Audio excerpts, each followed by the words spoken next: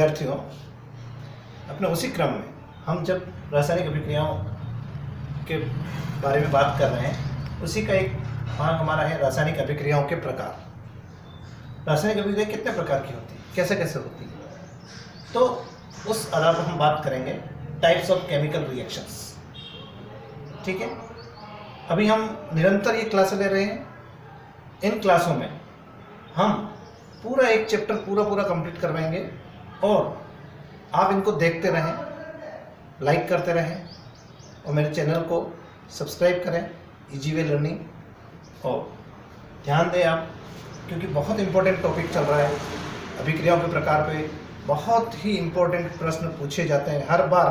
3 प्रकार की जो अभिक्रियाएं यौगिकों के संयोजन वियोजन के आधार पर होती हैं या उनके विस्थापन पे, तो ये 3 प्रकार की जो अभिक्रियाएं हैं, इस पे में से एक न एक की परिभाषा या उदाहरण वार्षिक परीक्षा बोर्ड में जरूर पूछा जाता है। तो आप इसको ध्यान से देखें। एक बार समझने के बाद आपको बार बार इसको कभी भी समस्या नहीं आएगी और आप अच्छे नंबर ला पाएंगे। देखें इसको, देखिए पहली अभिक्रिया है, एक पहला प्रकार है संयोजन अभिक्रिया। संयोजन अभिक्रिया, संयोजन शब्द ही बता रहा है। संयोजन, सं और योजन साथ में लाना, जुड़ना। योजन यानी होता है जोड़ना, और संयोजन 2 को साथ में जोड़ना, 2 या 2 से अधिक को। तो अभिक्रिया नाम से ही समझ में आ रहा है, बस सरल। इस शब्द को समझ लीजिए, आप संयोजन अभिक्रिया को समझ लेंगे। ठीक है, इसको योगात्मक अभिक्रिया भी कहते हैं। योगात्मक अभिक्रिया। कंफ्यूज नहीं हुए, परीक्षा में संयोजन पूछे तो भी वही है, योगात्मक कहें तो भी वही है, इंग्लिश में कहें तो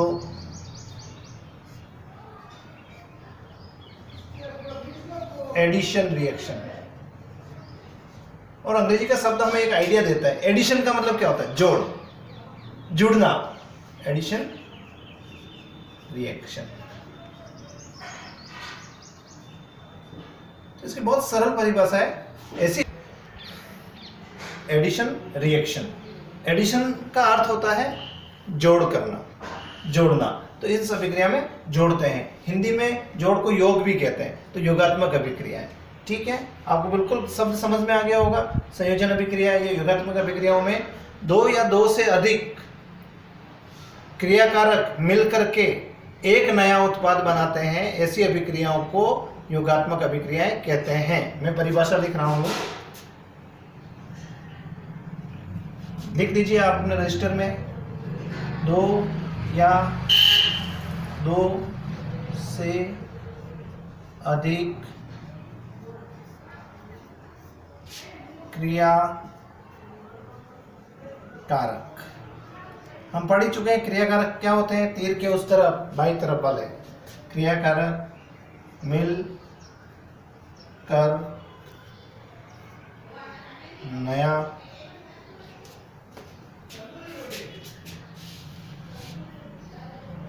एक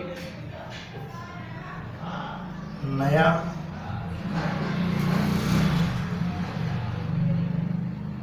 उत्पाद, ब्रैकेट में क्रियाफल भी कह सकते हैं, क्रियाफल बनाते हैं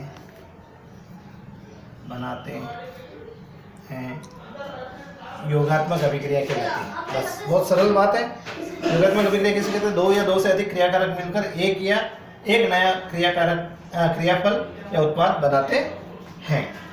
ठीक है, इसका उदाहरण देखें हम। बहुत सरल सा उदाहरण है।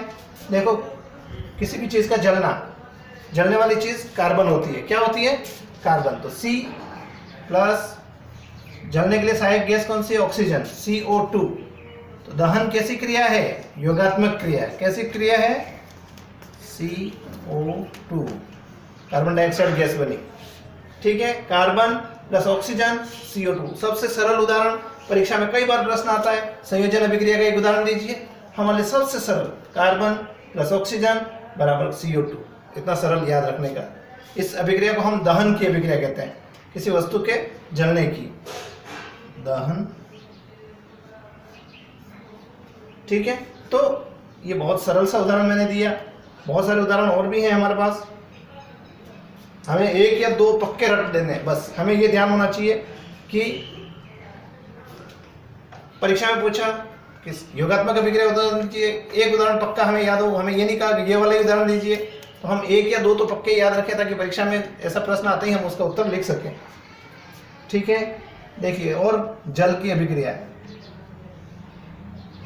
2H2 plus O2 gives out 2H2O। देखिए उदाहरण कितने सरल सरल है, जो डेली हमारे जीवन में उपयोग आते हैं। हाइड्रोजन प्लस ऑक्सीजन जल बनता है। देखिए इसमें आप देखिए दोनों क्रियाकारक पक्ष में देखिए क्या क्या है, कार्बन और ऑक्सीजन, दो तत्व हैं, दो तत्व, और दोनों मिलकर के एक यौगिक बना रहे हैं। इसी तरह से इधर भी दो अणु हैं, दो प्रकार के, और वो मिलकर के एक प्रकार का यौगिक बना रहे हैं। उत्पाद एक बन रहा है और क्रियाकारक एक से ज़्यादा हैं।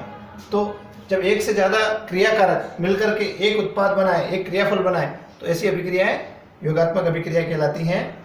बिल्कुल सरल है, समझ में आ गया होगा। ये दो उदाहरण ही याद रख लें, काफ़ी हैं। बहुत सारे उदाहरण और भी हैं, लेकिन आपके लिए मेरे ख्याल से ये दो याद रख लेंगे तो भी। कई बार प्रश्न कैसे पूछा जाता है, और तरीका है पूछने का, ऐसी अभिक्रिया दे देंगे आपको परीक्षा में, उपरोक्त अभिक्रिया किस प्रकार की है।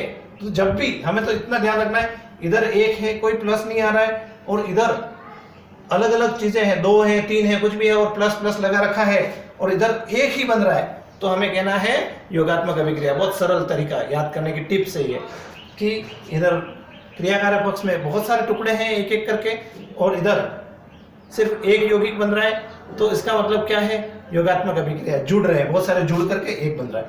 ये बहुत सरल तरीका है आपके लिए याद रखना। ठीक है, और आगे चले हम।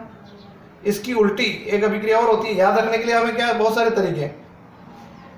ठीक, हमें उल्टी अभिक्रिया भी होती है, कैसे कि टूट करके दो बन जाए, दो से अधिक बन जाए, तो वियोजन अभिक्रिया होती है। तो दूसरी अभिक्रिया है वियोजन अभिक्रिया। लिख दिया होगा आपने।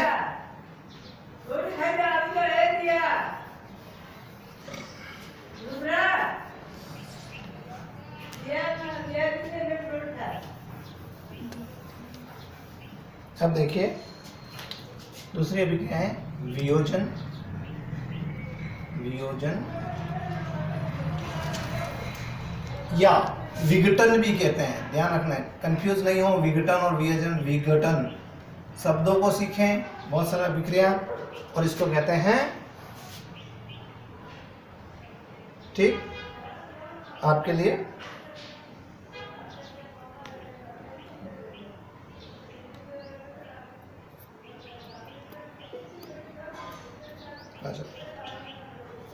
ठीक। संयोजन अभिक्रिया आपको समझ में आ गई होगी। आगे चले हम वियोजन पे। तो वियोजन अभिक्रिया क्या होती है, उसकी उल्टी होती है। परिभाषा लिखे था हम, वियोजन अभिक्रिया इसकी संयोजन अभिक्रिया की उल्टी होती है। ठीक है, कैसे उल्टी होती है, तो लिखे हम, यदि एक क्रिया कारक टूटकर, विघटन लिखा है, देखो घटन का मतलब टूटना, विघटन तो टूटना, सरल समझिए। वियोजन अलग अलग होना, तो एक क्रिया कारक होता है वो टूट कर अलग हो जाता है, टूटकर दो या दो से अधिक क्रिया फल बनाता है। समझ में आ गया होगा आपको, बहुत सरल भाषा है, कोई कठिन है क्या। यदि एक क्रियाकारक टूटकर दो या दो से अधिक क्रियाफल बनाता है, उसे हम विघटन अभिक्रिया कहते हैं। इसके भी हम उदाहरण देखेंगे। ठीक है, देखिए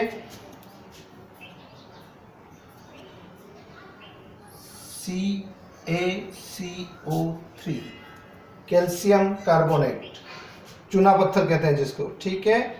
ये सॉलिड स्टेट में है, ये तीर के उधर क्रियाकारक है।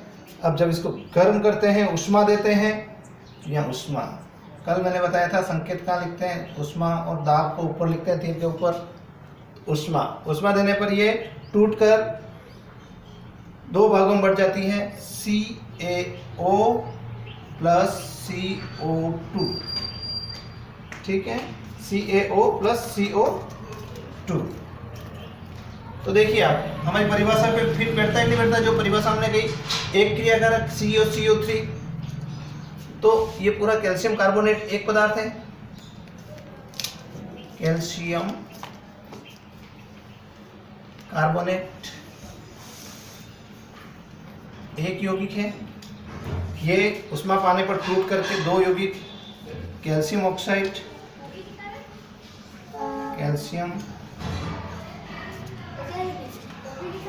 ऑक्साइड व प्लस ये क्या बन रहा है, कार्बन डाइऑक्साइड।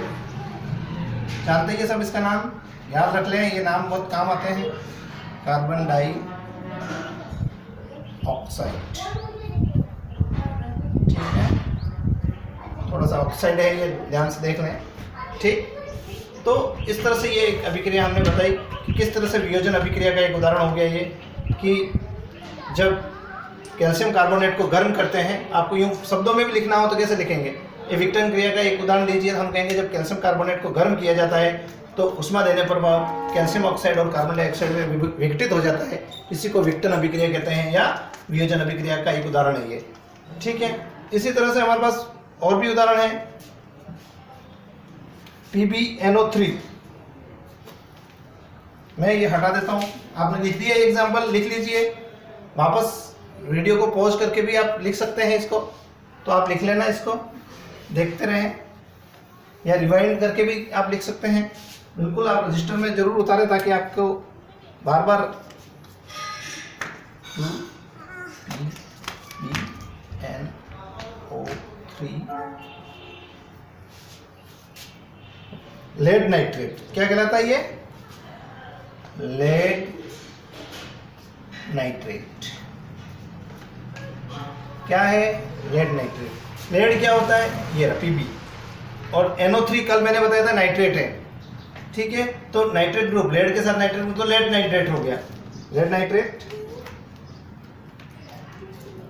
कि अब इसको हम गर्म करते हैं, लेड नाइट्रेट को गर्म करें तो क्या होता है, तो लेड नाइट्रेट को गर्म करने पर देखिए आपका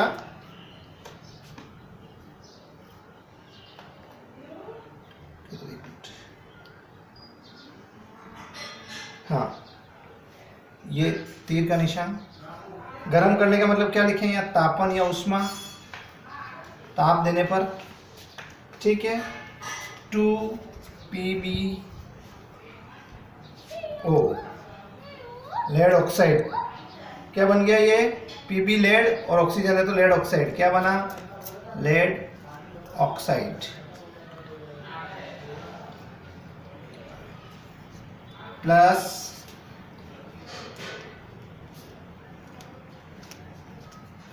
हमारा बन गया और NO2 नाइट प्लस ऑक्सीजन, ये नाइट्रोजन ऑक्साइड क्या है, ये नाइट्रोजन ऑक्साइड। तो 4 नाइट्रोजन ऑक्साइड के परमाणु बन गए, एक ऑक्सीजन का बन गया और दो अणु लेड ऑक्साइड के बन गए। इस तरह से एक लेड नाइट्रेट का जो हमने यौगिक का अणु लिया, उस अणु से 2 अणु लिए, उससे हमने 2 लेड ऑक्साइड बन गए, 4, तो एक से टूट करके 3 प्रकार के यौगिक यहाँ बन गए, 3 प्रकार के पदार्थ बन गए।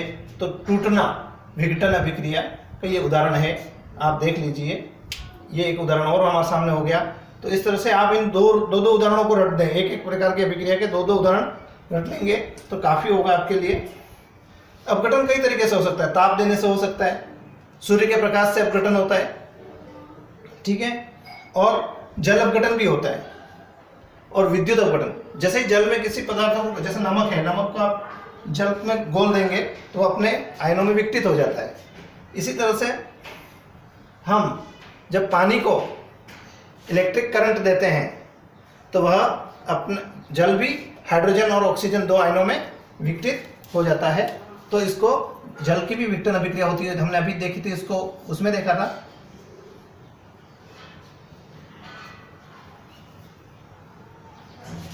प्लस O2, ठीक है।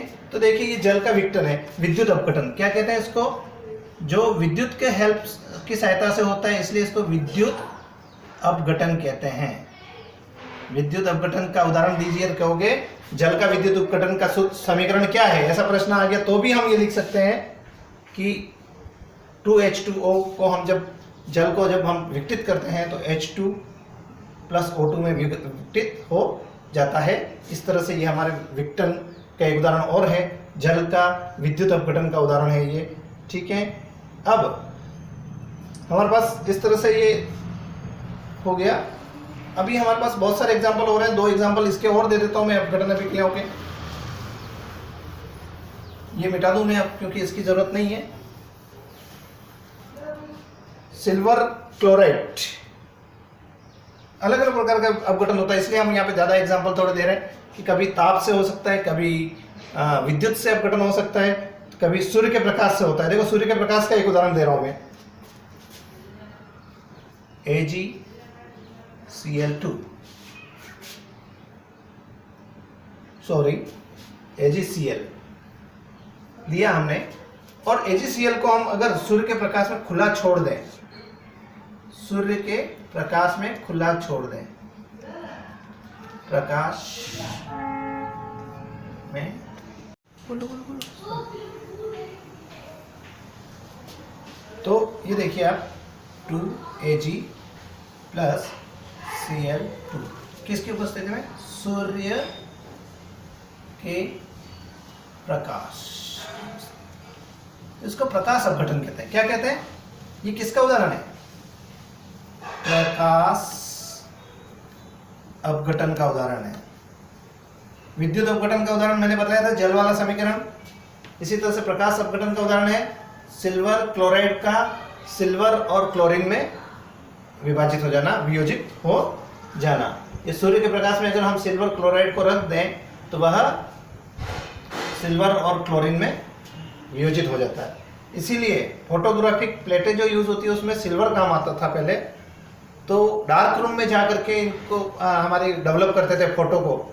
अगर नेगेटिव को अगर धूप लग जाए तो वो सिल्वर उड़ जाता था या वियोजित हो जाता था। हाँ, इस प्रकार हमने देखो अब अपघटन अभिक्रियाओं को देखा, इसके 2-3-4 उदाहरण देखे हमने। अपघटन के कई प्रकार होते हैं वो भी देखे। कोई ताप अपघटन होता है, कभी सूर्य के प्रकाश से होता है, प्रकाश अपघटन कहलाता है। विद्युत से अपघटित होती है यौगिक तो विद्युत अपघटन कहलाता है। इस तरह से अपघटन अभिक्रियाओं का भी प्रकार हमने देखे, उसके उदाहरण भी देखे, और हमने योगात्मक अभिक्रियाएं या संयोजन अभिक्रियाओं के बारे में भी देखा और उसके भी उदाहरण देखे। आज की वीडियो के लिए इतना काफ़ी। कल या अगली क्लास में हम, अगले वीडियो में हम आपको रासायनिक अभिक्रियाओं का तीसरा जो प्रकार है विस्थापन अभिक्रिया, उस पे और अन्य प्रकार की अभिक्रियाओं के बारे में भी उस वीडियो में चर्चा करेंगे, क्योंकि एक ही वीडियो में ज़्यादा बताना एक लंबा वीडियो बन जाएगा जो आपके लिए आसान नहीं रहेगा और हमारे लिए भी इजी रहेगा। आप इसको ध्यान से पढ़ें, इतने टुकड़े टुकड़े में पढ़ें जिससे आपको आसानी से याद हो। और मेरे चैनल को आप सब्सक्राइब करें, लाइक करें, ठीक है, और बाहर इससे रेगुलर पढ़ाई करते रहें। धन्यवाद।